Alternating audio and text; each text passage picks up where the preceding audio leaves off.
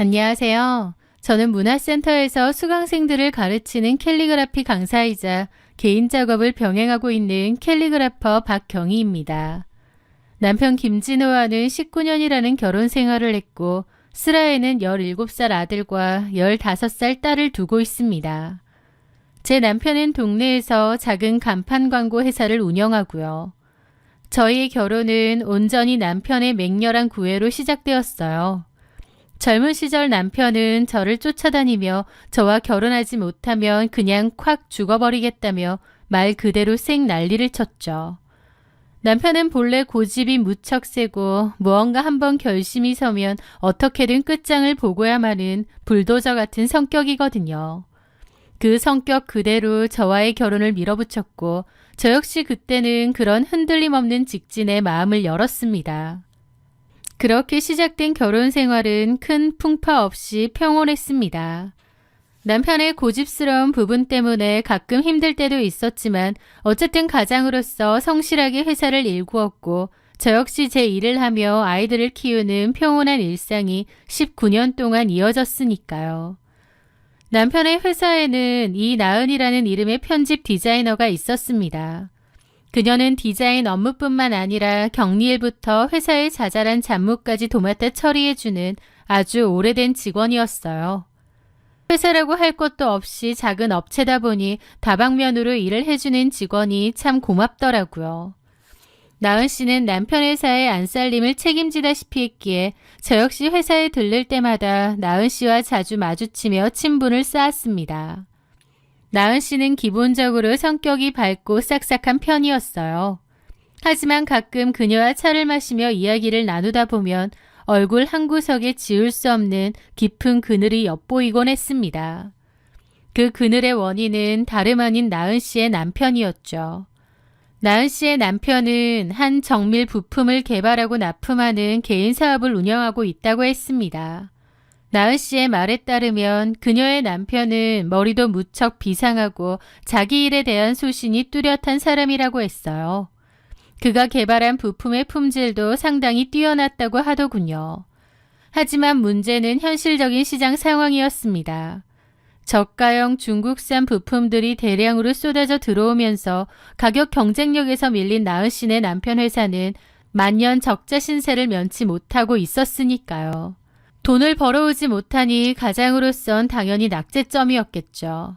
그래도 나은 씨는 워낙 기술력이 좋고 열심히 하는 사람이니 언젠가는 빛을 보지 않겠냐며 스스로를 위로하곤 했습니다. 저 역시 곁에서 그녀를 응원했고요. 하지만 그 언젠가를 기다린 세월이 무려 10년이 흘렀다고 했죠. 결국 오랜 생활고와 지친 마음을 견디지 못한 나은 씨는 남편을 상대로 이혼을 진행 중이라고 제게 털어놓았습니다. 그녀의 남편은 어떻게든 가정을 지키려 그녀를 붙잡았지만 경제력 없는 남편에게 지친 나은 씨는 이미 마음이 완전히 떠난 상태였다고 하더군요. 다만 아이 문제만큼은 서로 양보하지 않아 나은 씨가 양육권을 가져오기 위해 소송을 이어가고 있다는 것이 그녀의 현재 상황이었습니다. 저는 그 이야기를 들으며 나은 씨가 참 안쓰러우면서도 대단하다고 생각했습니다. 가정이 무너지는 위기 속에서도 회사에서는 내색하지 않고 묵묵히 제 몫의 일을 해내다니 참 씩씩하고 멋진 여자라고 생각하기도 했죠. 그런데 비가 추적추적 내리던 어느 평일 저녁이었습니다. 그날 저는 문화센터 강좌를 마치고 수강생들과 가벼운 저녁 식사를 했습니다. 식당 밖으로 나와보니 비가 제법 굵게 내리고 있었죠. 마침 아이들도 학원 보충 수업 때문에 밤 늦게나 집에 돌아온다고 연락이 왔던 터라 오랜만에 남편과 단둘이 시간을 보내면 좋겠다는 생각이 들었습니다. 비 오는 날이니 남편 가게 근처 막걸리 집에서 파전에 술이나 한잔할 요량으로 남편에게 연락도 없이 우산을 쓰고 가게로 향했습니다. 술을 마실 생각으로 차는 일부러 두고 택시를 타고 갔죠. 저 멀리서 보니 늦은 시간이었지만 가게 안에는 희미하게 불이 켜져 있었습니다. 그리고 가게 앞 주차 공간에는 나은 씨의 경차가 그대로 세워져 있었어요. 아직 퇴근을 안 했나? 오늘 나쁜 길 맞출 게 있어서 야근을 하나 보네. 저는 별다른 의심 없이 고생하는 두 사람에게 저녁으로 먹을 야식이라도 사다 주어야겠다는 생각으로 가게 쪽으로 다가갔습니다. 그리고 가게 밖 통 유리창 너머로 안을 들여다본 순간 저는 제가 헛것을 본 줄 알고 걸음을 멈췄습니다. 우산을 쥐고 있던 손에서 힘이 풀려 우산이 바닥으로 떨어졌죠. 어두컴컴한 사무실 안 제 남편 김진호가 이나은 씨의 허리를 감싸 안고 키스를 하고 있었으니까요. 생각지도 못한 그 역겨운 장면이 내 눈앞에서 벌어지고 있었습니다. 저는 문고리를 거칠게 돌려 가게 안으로 뛰어 들어갔습니다. 문이 열리는 소리에 화들짝 놀란 두 사람은 용수철처럼 튕겨 떨어지더군요. 제 얼굴을 확인한 남편과 나은 씨의 표정은 그야말로 사색이 되었습니다. 지금 무슨 짓이야? 너희들 그런 사이였어? 제가 떨리는 목소리로 따져 묻자 당황한 남편은 허둥지둥 제게 다가오며 변명을 늘어놓기 시작했습니다. 여보, 오해야. 오늘 나은 씨랑 야근 때문에 저녁 먹으면서 반주를 좀 했는데 빈속에 먹어서 그런지 확 취해버렸어. 술 취해서 둘 다 실수를 한 것 같아. 그걸 지금 말이라고 해? 기가 막혔습니다. 저는 나은 씨를 쏘아보며 소리쳤습니다. 나은 씨, 미쳤어요? 지금 뭐 하는 짓이에요? 나은 씨는 고개를 푹 숙인 채 빌더라고요. 사모님, 정말 죄송합니다. 제가 요즘 너무 힘들어서 술김에 정신이 나갔었나 봐요. 정말 죽을 죄를 지었습니다. 두 사람의 비겁한 변명을 더 이상 듣고 싶지 않았던 저는 그대로 돌아서서 비를 맞으며 집으로 돌아왔습니다. 얼마 뒤 집으로 쫓아온 남편은 거실 바닥에 무릎을 꿇고 애원했습니다. 19년 결혼 생활 동안 이런 일은 처음이지 않느냐고, 정말 둘 다 그 순간 어떻게 홀린 것처럼 실수한 것뿐이라며 용서를 구하더군요. 당신, 그전에도 이나은 씨랑 이런 적 있었어? 절대 아니야.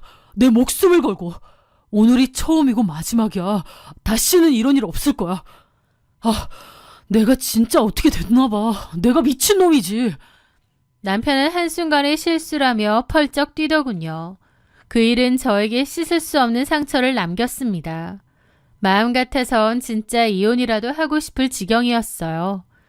하지만 19년이라는 세월 동안 쌓아온 소중한 가정을 단 한 번의 실수로 엎어버리기에는 제게 남겨진 두 아이와 일상의 무게가 너무 컸습니다. 며칠간 끙끙 앓던 저는 남편에게 최후 통첩을 했습니다. 실수라고 하니까 한 번은 넘어갈게. 근데 나은 씨 얼굴 다시 볼 자신 없어. 당장 내일 회사에서 내보내. 남편은 당연히 그래야 한다며 제 요구를 받아들였습니다. 다음 날 나은 씨에게서 정말 죄송했습니다라는 사과 문자가 왔습니다. 그리고 약속대로 회사에서 짐을 빼나갔다고 하더라고요. 나은 씨가 회사를 나간 후 부부 사이에는 메울 수 없는 서먹함이 자리 잡았습니다. 남편은 제 눈치를 보며 일찍 귀가했고 저 역시 그날의 기억을 애써 지워버리려 노력하며 위태로운 평화를 유지했습니다. 그래, 살다 보면 한 번쯤 있을 수 있는 실수야. 가정을 지키려면 덮고 가야 한다. 스스로를 세뇌하듯 다독였습니다. 하지만 그 위태로운 평화가 완전히 산산조각 나는 데에는 그리 오랜 시간이 걸리지 않았습니다. 어느 주말 저는 동네 마트에 장을 보러 갔다가 우연히 낯익은 얼굴을 마주쳤습니다. 과거 남편 회사에서 간판 설치 기사로 무려 8년이나 일하시다가 몇 해 전 그만두고 동네에 치킨집을 차리신 분이었습니다. 반가운 마음에 인사를 나누고 남편의 안부를 주고받던 중이었어요. 아이고, 사모님, 여전하시네요. 김 사장님도 잘 계시죠? 네, 치킨집은 장사 잘 되시죠? 그냥 전향이죠 뭐. 그러더니 직원이 저를 힐끗 보고 그러시더라고요. 참, 이나은 씨도 아직 회사에 잘 다녀요? 이나은 씨 얘기가 나오자 저는 좀 기분이 안 좋아졌습니다. 하지만 애써 담담하게 대답했죠. 아, 나은 씨요. 얼마 전에 개인 사정으로 그만뒀어요. 그만뒀다고요? 왜요? 무슨 일이 있었어요? 그냥 집안일이 좀 있어서요. 아, 그런데 뭔가 그 순간 이분에게 물어봐야겠더라고요. 이분은 오래 일을 했으니 남편과 이 나은에 대해서도 잘 알 거였으니까요. 저기 기사님, 예? 저 물어볼 게 있는데 혹시 남편하고 이나은 씨하고 무슨 관계였나요? 사장과 직원 말고요.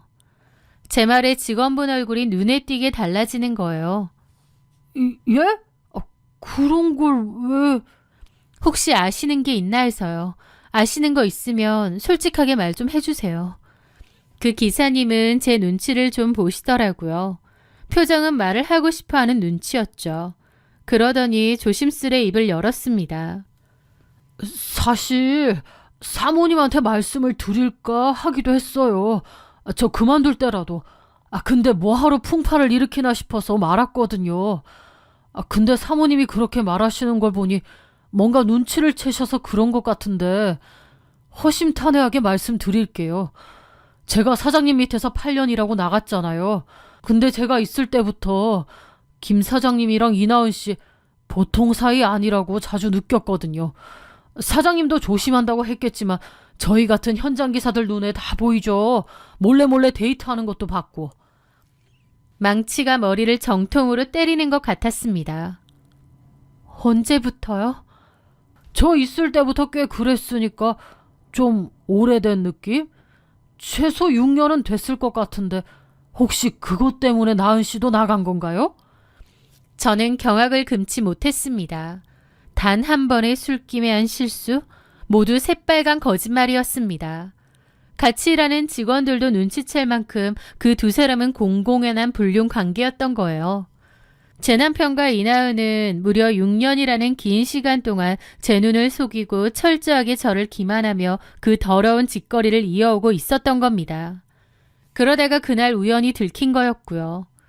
그날 하루의 실수였다는 걸 믿지는 않았지만 증언까지 들으니 더 기가 막히더군요. 6년이라는 긴 시간 동안 남편도 그렇고 이나은도 그렇고 어쩜 그렇게 뻔뻔하게 행동했던 건지 철저한 바보가 된 기분이었습니다. 마트에서 산 물건들을 어떻게 들고 왔는지도 모르게 집에 도착한 저는 남편이 퇴근하고 돌아와 잠들기만을 기다렸습니다. 새벽이 되자 저는 남편의 지갑과 휴대폰을 챙겨 서재로 들어갔습니다. 물질적인 증거가 반드시 있을 거란 확신이 들었거든요. 남편의 금융앱과 계좌 내역을 모조리 뒤지기 시작했습니다.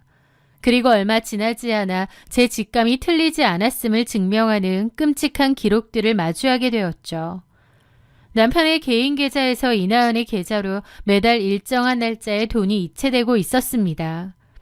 회사 이름으로 나가는 정상적인 급여 외에 남편 개인의 이름으로 매달 100만 원씩 꼬박꼬박 송금되고 있었던 거죠.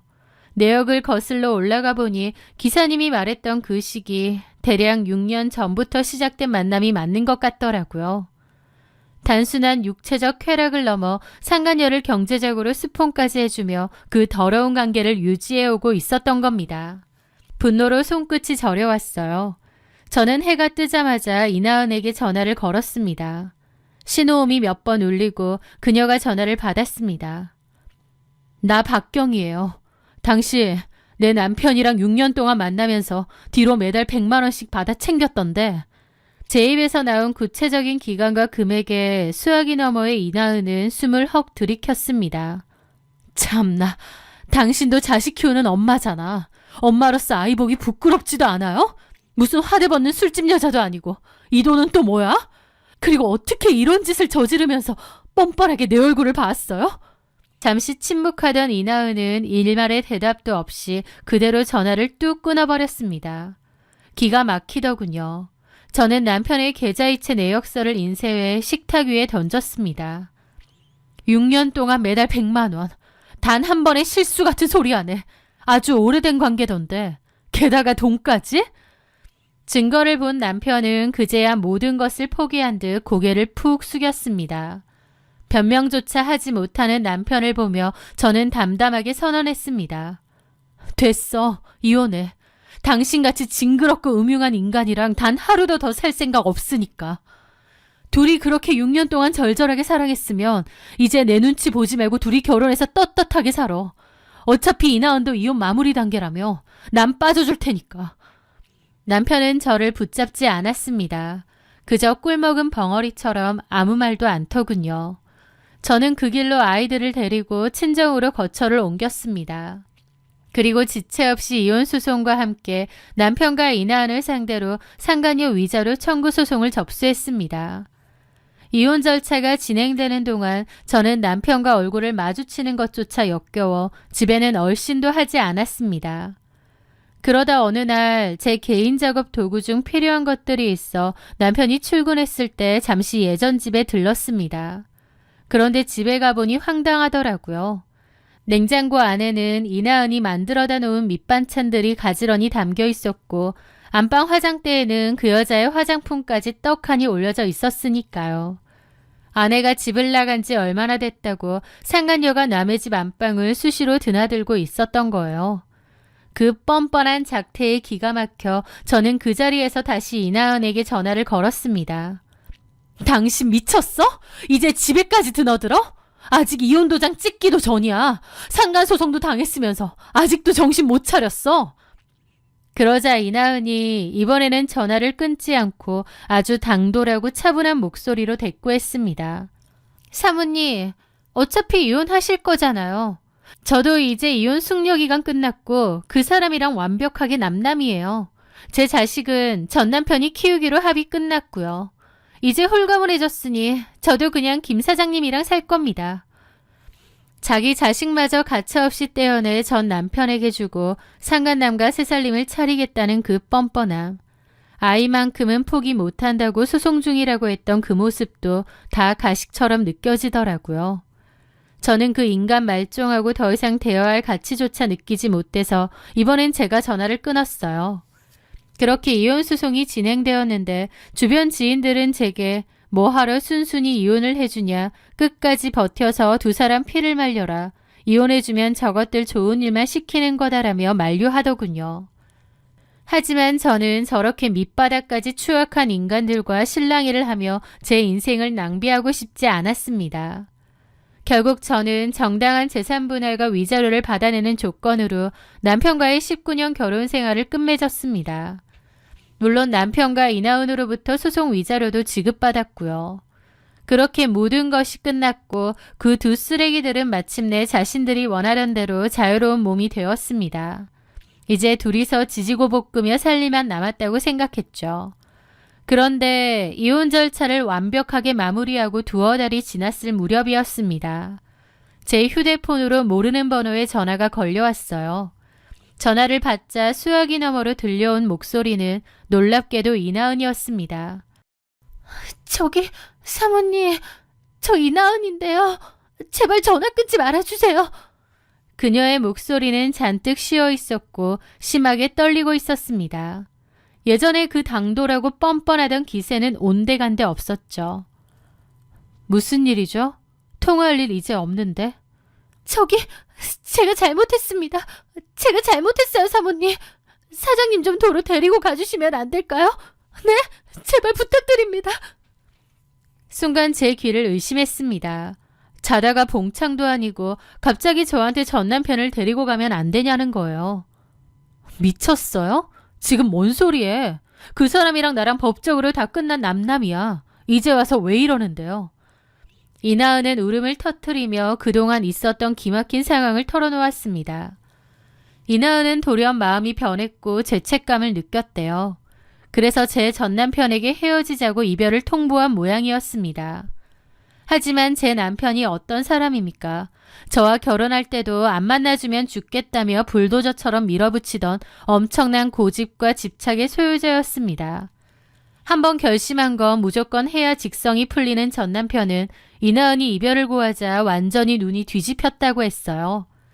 전 남편은 짐을 싸들고 이나은이 살고 있는 집으로 무작정 쳐들어갔다고 했죠.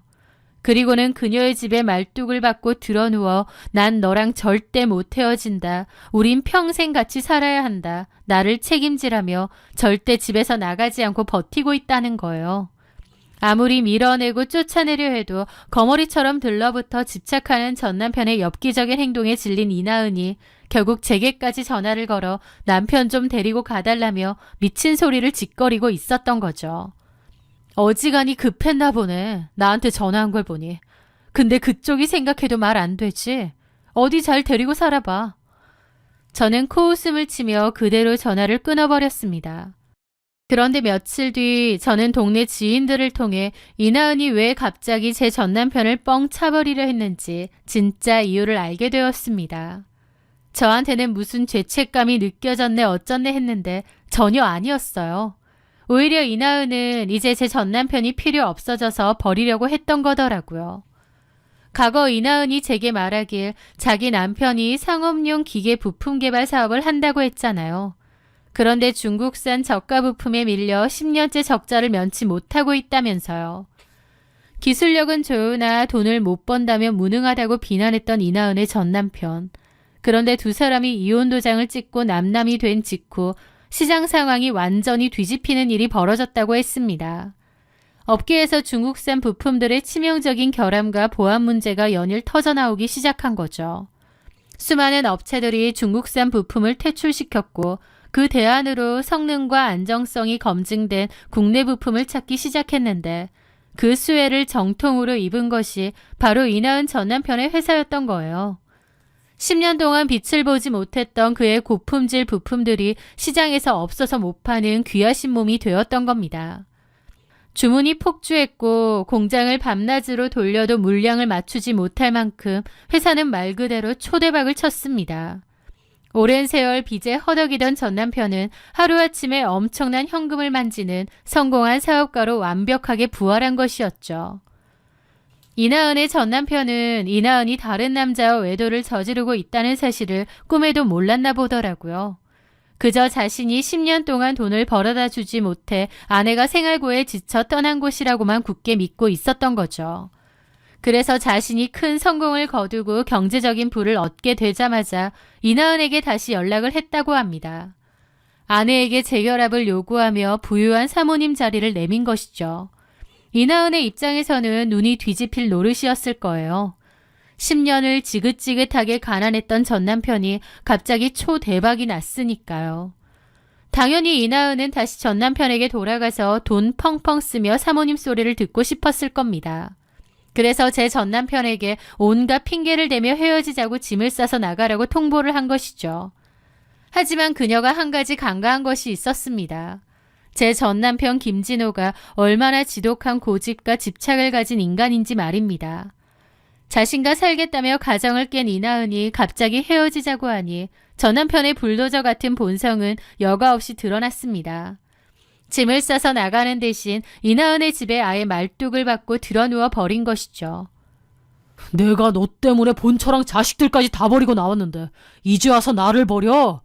난 죽어도 못 나가. 평생 내 옆에 있어. 라며 매일같이 집착하고 스토킹 수준으로 그녀를 괴롭히고 있었던 겁니다. 자기가 꼬여낸 남자 때문에 돈벼락 맞은 전 남편에게 돌아갈 길이 막혀버리자 다급해진 이나은이 결국 제게 전화를 걸어 남편 좀 제발 데리고 가라며 미친 헛소리를 짓거렸던 겁니다. 모든 정황을 파악한 저는 이 코미디 같은 상황을 그냥 두고 볼 수 없었습니다. 저는 인터넷을 뒤져 초대박이 났다는 이나은 전 남편의 회사 번호를 찾아냈습니다. 그리고 회사로 전화를 걸어 사장님과 직접 통화를 요청했습니다. 안녕하세요. 저는 이나은 씨 관련해서 꼭 드려야 할 말씀이 있어서 연락드렸습니다. 전화기 너머로 들려오는 전 남편분의 목소리는 무척 점잖았습니다. 하지만 제가 건넨 이야기 앞에서는 그 역시 침착함을 잃고 말았습니다. 사장님께서는 이나은 씨가 생활고 때문에 이혼을 원했다고 알고 계시죠? 그런데 아닙니다.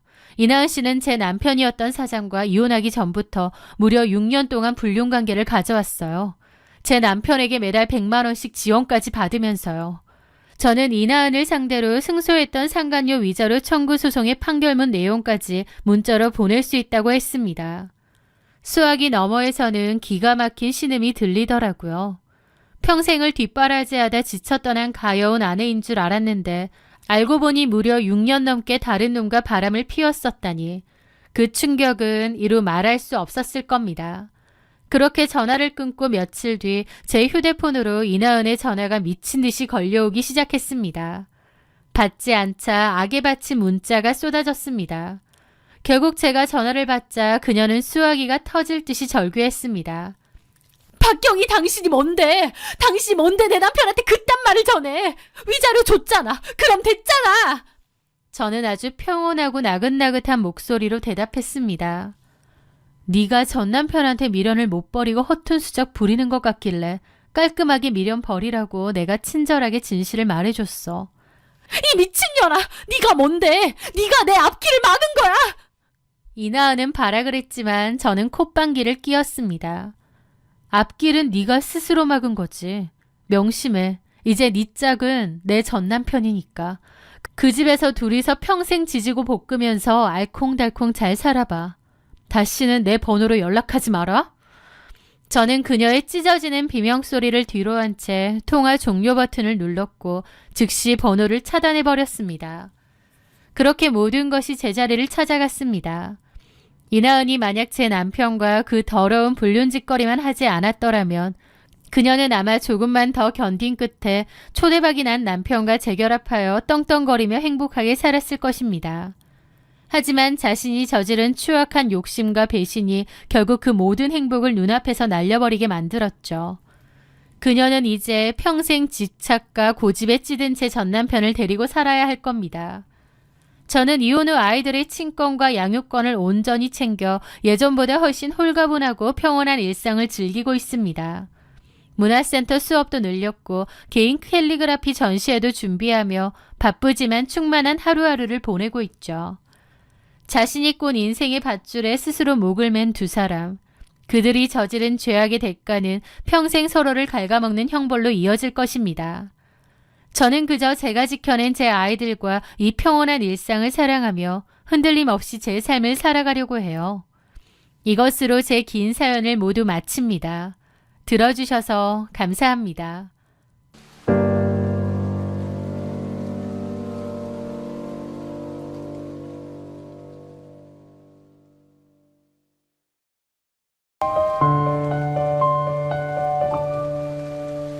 안녕하세요.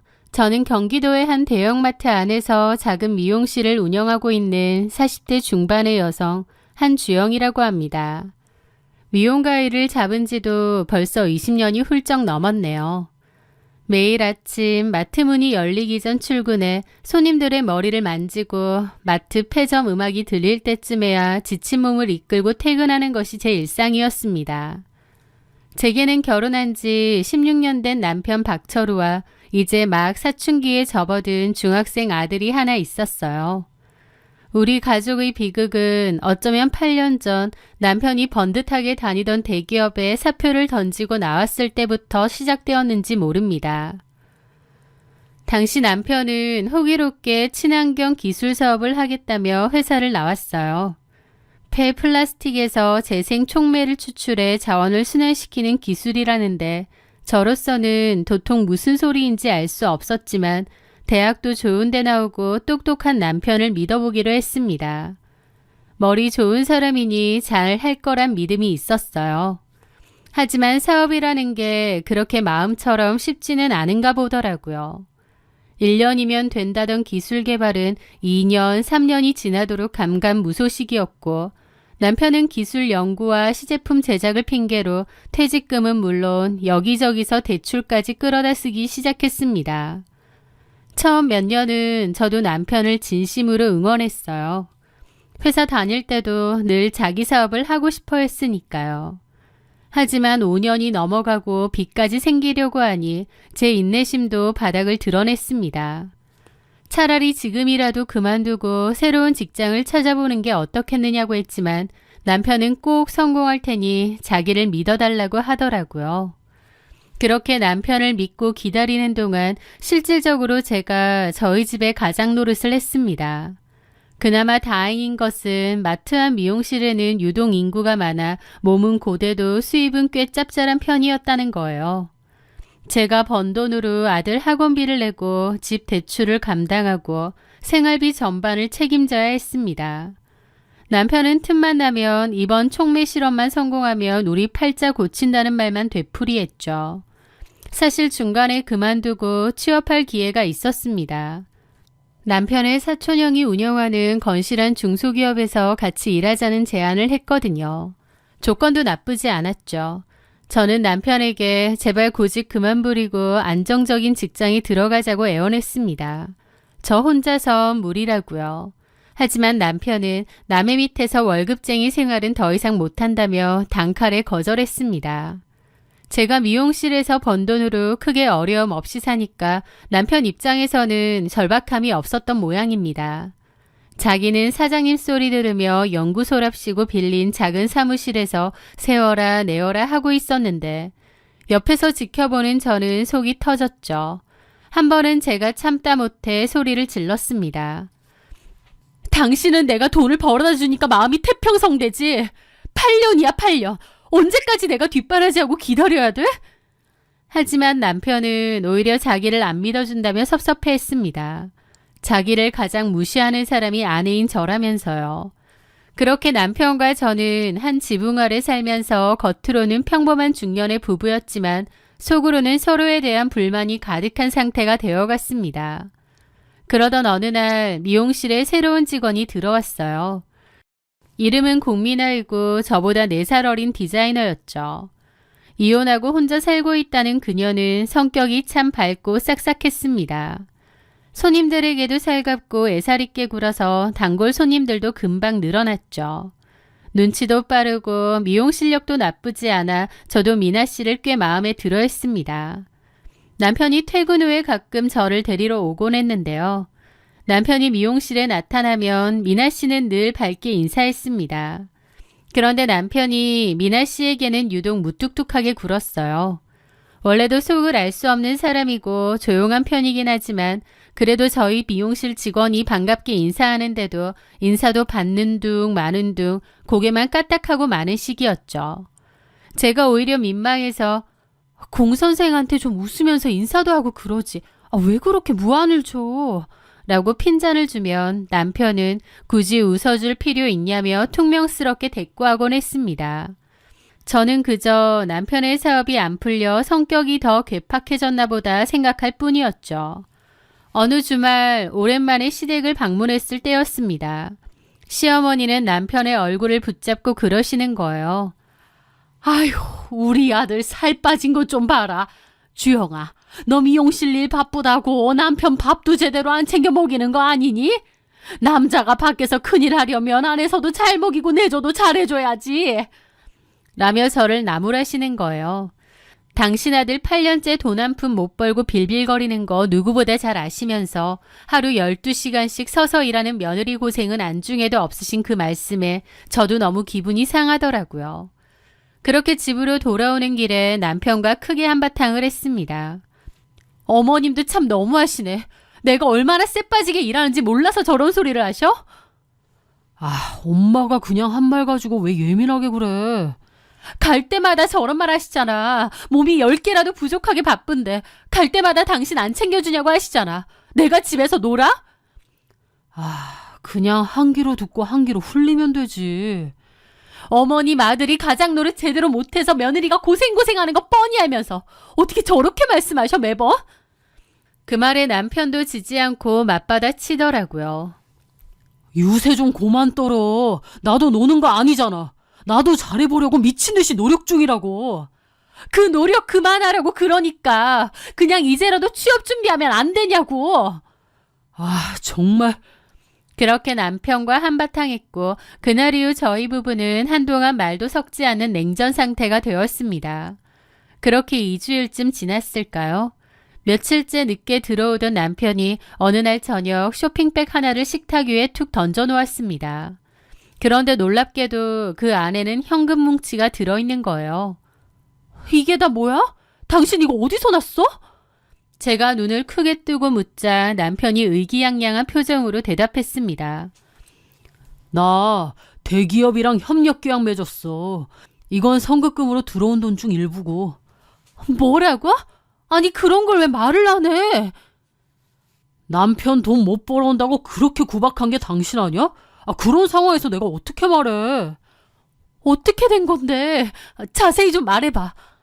남편의 설명은 이러했습니다. 대기업에서 남편의 재생촉매 기술을 높게 평가해 5년치 독점 공급 계약을 맺기로 했다는 겁니다. 앞으로 들어올 로열티를 생각하면 미용 가위 안 잡아도 된다는 호언장담까지 하면서요. 봐봐, 나 조금만 믿고 기다려주면 해낼 사람이라고 했잖아. 그동안 나 무시하고 쪼아댄 거 반송 좀 해. 남편이 뭐라고 하든 저는 눈물이 왈칵 쏟아졌습니다. 저 사람이 드디어 빛을 보는구나, 그동안의 내 고생이 헛되지 않았구나 하는 안도감이 들었거든요. 그러면서 동시에 남편을 몰아세웠던 미안함도 밀려왔습니다. 저도 너무 힘들고 불안하고 그러니까 남편을 쪼아댔던 건데 이렇게 한순간 잘 풀릴 줄 알았나요? 저는 남편에게 그동안 고생 많았다고 몇 번이고 말했습니다. 다음 날 저는 날아갈 것 같은 기분으로 미용실에 출근했습니다. 직원들에게 자랑도 했죠. 8년 무명 생활 끝에 남편이 드디어 대기업과 계약을 맺었다고. 고생 끝에 낙이 온다는 게 이런 건가 보다라고요. 직원들은 모두 자기 일처럼 기뻐해 주었습니다. 특히 미나 씨는 원장님 정말 축하드려요. 그동안 고생하신 거 하늘이 아셨나 봐요. 라며 진심 어린 축하를 건넸습니다. 그날 이후 남편은 전과는 완전히 다른 사람이 되었어요. 생활비도 가져다 주었고 제게 명품 가방도 선물했죠. 저는 8년간의 기다림 끝에 찾아온 이 평온이 영원할 줄만 알았습니다. 남편의 성공이 제 삶의 보상이라고 믿어 의심치 않았으니까요. 하지만 그 달콤한 꿈이 깨지는 데는 2달이 채 걸리지 않았습니다. 지인의 부친상 장례식장에 가기 위해 평소보다 일찍 퇴근했던 그날 제 인생을 송두리째 뒤흔든 일이 생겼거든요. 그날은 아침부터 유난히 몸이 으슬으슬 떨리고 컨디션이 좋지 않았습니다. 낮에 지인 부친상 장례식에 가기로 했기에 미용실에선 일찍 퇴근하고 나왔어요. 친한 지인이라 원래는 늦게까지 빈소에 자리를 지키려 했는데 몸살기처럼 으슬으슬 몸이 안 좋아서 도저히 오래 못 있겠더라고요. 그렇게 저는 계획과 달리 일찍 장례식장에서 나왔고 곧바로 집으로 향했습니다. 집에 오자마자 샤워를 마치고 안방 침대에 누워 바로 잠이 들었어요. 그리고 얼마나 잤을까?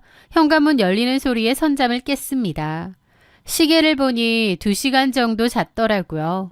몸이 무거워 그냥 모른 척 계속 자려던 참이었습니다. 그런데 안방 맞은편 남편이 서재로 쓰는 작은 방에서 이상한 소리가 들려오기 시작했습니다. 처음에는 그저 업무 전화인 줄 알았어요. 하지만 뭔가 대화 내용이나 목소리가 좀 이상하더라고요. 숨소리 섞인 민망한 대화 내용. 지금 무슨 통화를 하고 있나 싶어 놀라서 몸을 일으켰죠. 아마 남편은 제가 집에 있는 줄 전혀 모르는 것 같았습니다. 조금씩 들리는 대화가 너무 이상해서 심장이 미친 듯이 뛰고 손발이 차갑게 식어가는 거예요. 저는 살금살금 침대에서 내려와 작은 방 문에 귀를 갖다 댔습니다. 남편이 전화 통화를 하며 이상하고 음란한 대화를 하고 있다는 게 확실해졌죠. 저는 경악을 하며 문을 확 열어젖혔습니다.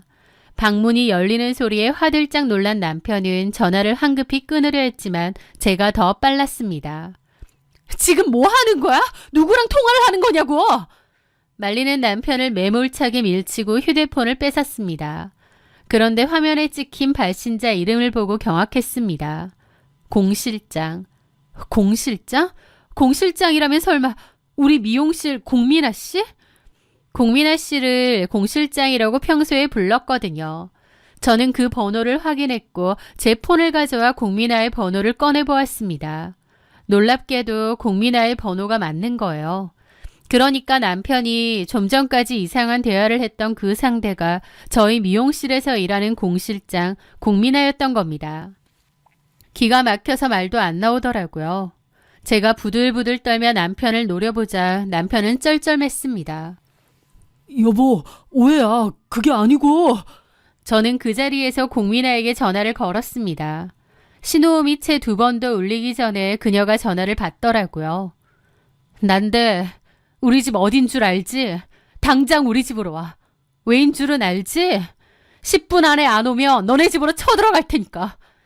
그렇게 15분 뒤 화장기 없는 창백한 얼굴로 공민아가 현관문을 열고 들어왔습니다. 고개를 푹 숙인 채로요. 이게 도대체 무슨 상황이야? 둘이서 언제부터 이런 사이였어? 제가 따져묻자 공민아가 울먹이며 입을 열었습니다. 죄송해요. 5개월 전쯤에 우연히 마트 앞에서 마주쳐서 사장님이 집까지 저를 태워다 주셨어요. 가는 길에 이런저런 대화를 나누다가 마음이 맞아서 그때 번호 교환하고 연락하게 됐는데 기가 막혔습니다. 남편이 그동안 저희 미용실에 와서 공민아에게 눈길 한번 안 주고 목석처럼 굴었던 것, 공민아가 사장님 무서우시다며 저한테 너스레를 떨었던 것, 그 모든 것이 다 짜고 치는 연극이었다는 거예요.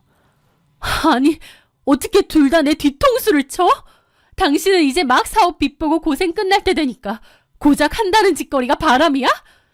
저는 울부짖으며 집안에서 손에 잡히는 물건이란 물건은 죄다 두 사람을 향해 집어 던졌습니다.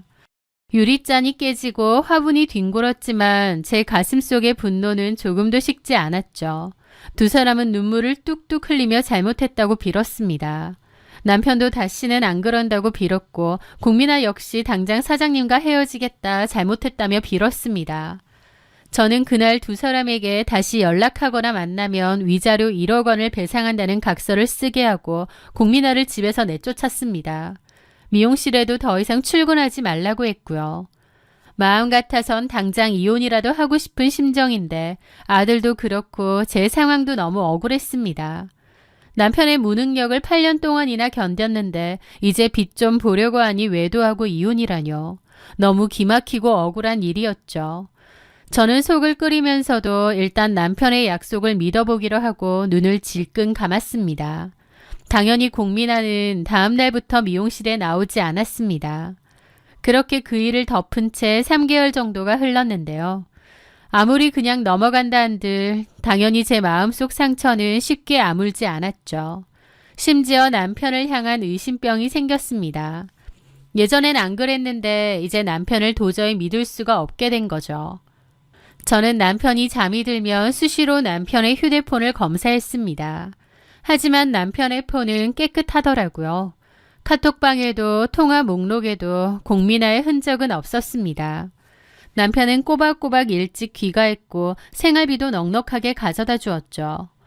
그런데 어느 날부터인가 유독 자주 보이는 이름 하나가 눈에 거슬리더라고요. 장문철 대리. 남편이 요즘 부쩍 자주 통화하고 카톡을 주고받는 거래처 직원이라고 했는데 이상하게 그 이름이 눈에 밟히는 겁니다. 저는 그 이름의 번호를 확인했습니다. 그런데 번호를 보니 이름만 다르지 또다시 공민아인 거예요. 그러니까 이 인간들이 또 저를 감쪽같이 속이고 몰래 만나고 있었던 겁니다. 한번 봐줬는데 또? 저는 완전히 폭발했고 샤워를 끝내고 나오는 남편의 얼굴에 폰을 집어던졌습니다. 이 미친 인간아! 네가 인간이야? 어떻게 나를 2번이나 속여? 아직도 공민아랑 만나? 장문철 대리 같은 소리 하네. 남편은 처음엔 놀라더니 나중엔 아무 대꾸 없이 옷을 주워 입더라고요. 제가 옆에서 난리치든 말든 입을 꾹 닫은 채로 대꾸도 없이 옷만 입고는 그 길로 그냥 차키 챙겨 휙 나가버리는 겁니다. 제가 어딜 가냐고 외쳐도 무시하고요. 기가 막혔죠. 혹시 공민아한테 가나 싶어서 전화를 했는데 당연히 받지 않더라고요. 저는 며칠간 한숨도 자지 못했습니다. 남편은 아무런 말도 연락도 없이 집에 들어오지도 않더라고요. 저는 공민아의 오피스텔로 직접 쳐들어가 보기로 했죠. 남편이 거기 있을 것 같았거든요. 그렇게 이력서 주소지에 찍힌 공민아의 집으로 갔고 공동 현관문이 열리기를 기다렸다가 들어갔습니다. 그리고 그녀의 집 앞 계단에 숨죽이고 서 있었어요. 그때 마침 택배를 가지고 나오려는 공민아가 문을 열더라고요. 저는 그 틈에 달려가 손잡이를 잡고 안으로 밀고 들어갔죠. 갑자기 제가 나타나자 공민아도 놀라서 기절초풍하려 하더군요. 그렇게 집으로 밀고 들어가 보니 떡하니 남편의 짐가방이 놓여있는 겁니다. 저는 공민아의 뺨을 올려붙이며 소리쳤습니다. 야! 너 각서 쓴 거 기억도 안 나? 분명 헤어진다고 해놓고 아예 살림을 차려! 저는 고함을 질렀습니다. 그런데요. 저한테 뺨을 맞은 공민아가 저를 노려보더니 코웃음을 치더라고요. 처음 들켰을 때와는 다르게 아주 당당했죠. 원장님, 여태껏 원장님 돈으로 남편 먹여 살린다고 너무 힘들다고 이혼하고 싶다는 소리 입에 달고 살았잖아요. 서로 애정도 없으면서 왜 억지로 붙들고 있어요? 그만 오빠랑 이혼해주세요. 저는 오빠 사랑해요. 그녀의 말에 기가 막혀 숨이 넘어갈 지경이었습니다. 네가 뭔데 부부관계를 판단해? 그리고 남의 남편이랑 바람 넣어놓고 어디서 이래라 저래라야? 너 내 남편 사업 잘 된다고 하니 탐나디? 그래서 작정한 거야? 아니요. 시기로 따지면 오빠가 사업 잘 되기 전부터 만났어요. 돈 보고 만나는 거 아니에요. 설령 오빠가 빈털터리여도 사랑해요. 원장님처럼 사업 잘 안 될 땐 남편을 사람 취급도 안 하고 개무시하는 그런 여자 아니에요, 전. 제 뒤통수를 치고 남의 남편을 뺏은 상간녀가 오히려 본처인 저더러 조건을 따지는 속물이라며 폄하하고 있는 꼴이라뇨. 기가 막힐 노릇이었죠. 그때 마침 남편이 집 안으로 들어왔습니다. 저는 달려가 남편의 멱살을 잡고 울부짖었습니다. 어떻게 나한테 이래? 어떻게 내 뒤통수를 쳐? 여긴 어떻게 알고. 네가 사람이면 나한테 이러면 안 되잖아. 지금 이 자리에서 선택해. 나야 공민아 전현이야. 그런데 공민아는 남편의 팔짱을 꽉 끼며 매달렸습니다. 오빠, 난 원장님하고 달라. 오빠가 아무것도 없는 백수여도 괜찮다고. 오빠 사업 잘 되기 전부터 나는 오빠 믿어주고 격려해주고 그랬잖아. 알지? 남편은 그 말을 듣더니 제 손을 거칠게 뿌리쳤습니다. 미안하지만 난 당신과 이혼할 거야. 솔직히 그동안 나 돈 못 번다고 무시했잖아. 너무 힘들었어. 무시당하는 거 지긋지긋했다고. 이제 그만하자. 어처구니가 없었습니다. 8년 동안 그래도 남편이라고 기다려주고 헌신하고 뒷바라지했는데 잘 되자마자 바람이라뇨. 그리고 무시라뇨. 힘들고 속상한 마음에 부부끼리 그런 말도 못하나요? 자기가 바람나 놓고 제 탓을 하는 겁니다. 세상에 이런 법이 어디 있는지. 저는 그 사건 이후 한동안 넋이나가 지냈습니다. 남편에게 이런 뒤통수를 맞을 거라고는 살면서 상상도 못했으니까요. 남편은 그 와중에도 이혼해달라고 그냥 끝내자고 계속 연락을 하더라고요. 결국 저는 알겠다고 이혼해줄 텐데 대신 그에 상응하는 돈 내놓으라고 했습니다. 그동안의 생활비며 사업자금으로 보태준 돈, 위자료며 양육비, 내가 받을 수 있는 건 다 받겠다고요. 그렇게 피말리는 법적 다툼이 시작되었습니다. 저는 상간소송과 재산분할 소송을 동시에 진행했죠. 그동안 살고 있던 집값이 많이 올랐고 남편은 재산분할을 요구했는데요. 지난 8년간 남편의 경제적 기여도가 전무한 데다 결정적으로 남편이 외도로 가정을 깨려고 했다는 사실이 인정되었습니다. 그래서 여러 다툼 끝에 집은 온전히 제 명의로 돌릴 수 있었습니다. 그리고 저는 공민아에게 위자료 소송을 걸었고 위자료를 받아냈어요. 하지만 주변 사람들이 더 안타까워 하더라고요. 이제서야 남편이 잘 됐는데 앞으로는 승승장구할 일만 남았는데 내 언니한테 뺏기느냐며 혀를 찼죠. 저도 분통이 터졌지만 뭐 어쩌겠나요. 남편 놈이 딴 여자 좋다고 집도 나갔고 저도 그 인간 얼굴 치떨려서 더 이상 보고 싶지도 않은데요. 남편은 저와 이혼 후 짐을 챙겨 공민아의 집으로 들어간 것 같았습니다. 그나마 있던 재산은 다 저한테 넘어온 거죠. 공민아 입장에선 남편 사업이 잘 되니 그깟 재산 몽땅 저 줘봤자 자기가 더 이득이라고 생각했을 겁니다. 그렇게 16년의 결혼 생활은 끝이 났고 승소와 별개로 저는 마음에 큰 상처를 입었습니다. 잠이 잘 안 오고 우울증도 생겨서 정신과 상담도 받고 약을 먹기도 했죠. 가끔 들려오는 전 남편 박철우와 공민아의 소식은 제 상처를 더욱 헤집어 놓곤 했습니다. 두 사람이 보란듯이 혼인신고를 하고 깨가 쏟아지게 산다더라. 전 남편 사업이 잘 돼서 외제차로 차를 바꿨다더라 하는 등의 이야기들. 그런 얘기를 들을 때마다 하늘도 무심하시지 어떻게 저런 인간들에게 복을 주시나 싶어 억울하기도 했습니다. 8년을 뒷바라지한 조강지처는 버려지고 숟가락만 얹은 상간녀는 호의호식하는 현실이 믿기지 않았죠. 하지만 시간이 답이라고 시간이 지나면서 마음은 조금씩 무뎌지고 받아들일 건 또 받아들여지더라고요. 그러던 어느 날이었습니다. 그때가 아마 이혼한 지 1년 반 정도 지났을 무렵이었을 거예요. 평소 알고 지내던 남편의 지인에게서 떨리는 목소리로 전화가 왔습니다. 주영 씨, 소식 들었어? 철우가 죽었대. 순간 귀를 의심했습니다. 전 남편이 갑자기 죽다니요. 이게 무슨 말인가 싶더라고요. 그 지인의 말에 따르면 박철우는 산에 올랐다가 실족사한 채로 발견되었다고 했습니다. 사고사라고는 하지만 주변 상황이나 남겨진 정황들로 보아 스스로 목숨을 끊었을 가능성도 있다고 했죠. 더 충격적인 건 전 남편이 수억 원대의 빚을 남긴 채 세상을 떠났다는 사실이었습니다. 사업 잘 돼서 돈이 펑펑 들어온다던 남편이었는데 수억 원대 빚이라니 너무 황망하더라고요. 그렇게 저는 일단 전 남편의 장례식장을 찾았습니다. 아들에게 아빠의 마지막 가는 길은 보여줘야 한다는 생각에 무거운 발걸음을 옮겼죠. 빈소는 아주 초라했습니다. 사람도 별로 없고 시어머니와 상복을 입은 공민아는 넋을 놓고 앉아 있었어요. 그런데 잠시 후 고함 소리가 들리는 겁니다. 험상궂은 남자들이 67명 서서 소리를 질렀죠.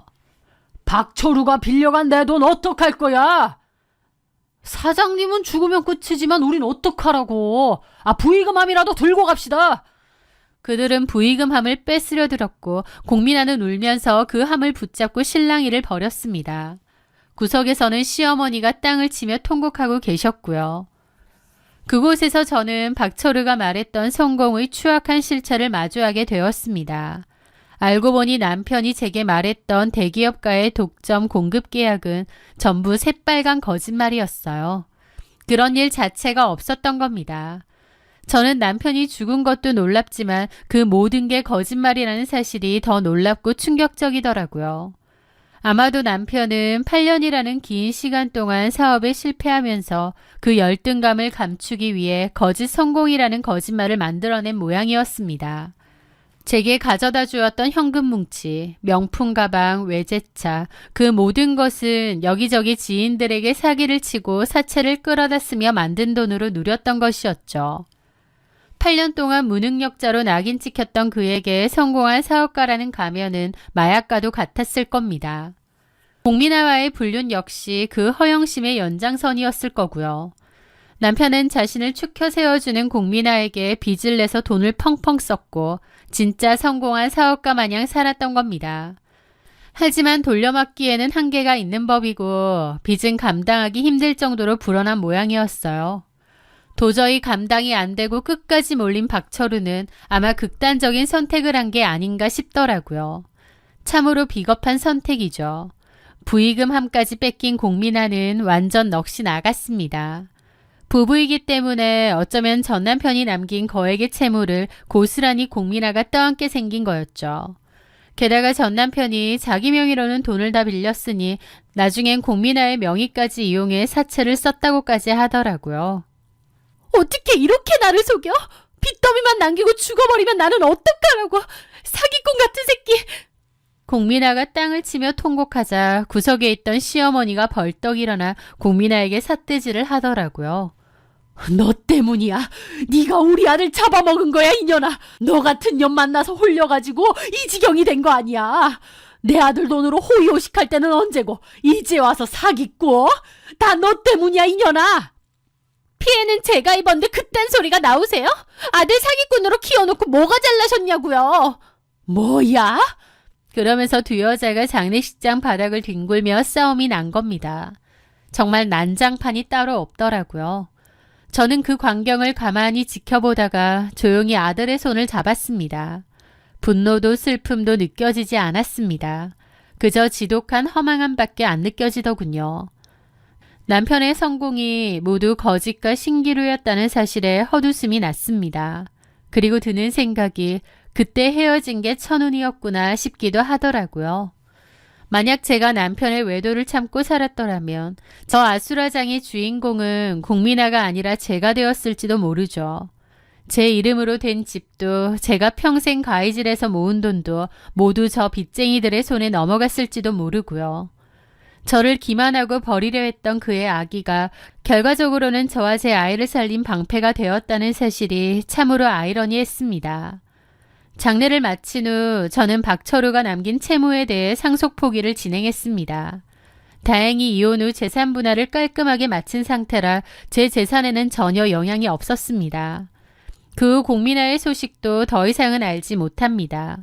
돈이 없어도 사랑만 있으면 된다고 호언장담했던 그 여자. 하지만 남겨진 건 갚을 수 없는 빚과 원망뿐이었겠죠. 전 남편 박철우는 평생 성공에 목말라 하다가 결국 거짓으로 만든 성벽 아래 깔려 죽었습니다. 그가 남긴 건 상처받은 가족들과 지독한 채무뿐이었죠. 하지만 저는 이제 그를 미워하는 마음도 내려놓았습니다. 누군가를 미워하는 에너지조차도 저 자신을 위해 쓰고 싶기 때문이죠. 정직하게 일하고 정직하게 벌고 정직하게 사랑하는 법을 가르쳐준 그 지독했던 16년의 세월. 그 세월이 저를 더 단단하게 만들었다고 믿습니다. 제 긴 이야기를 들어주셔서 감사합니다.